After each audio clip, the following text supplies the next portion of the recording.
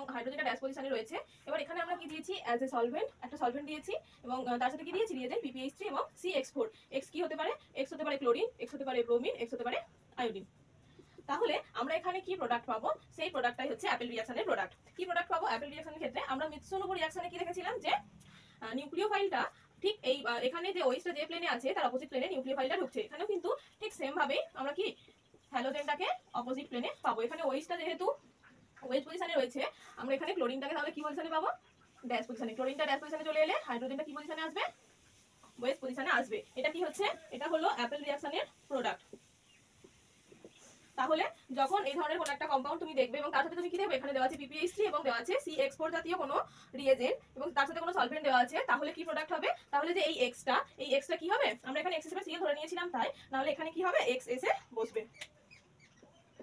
ঠিক আছে, মানে সব সময় OH এর অপোজিট প্লেনে কি হবে? একটা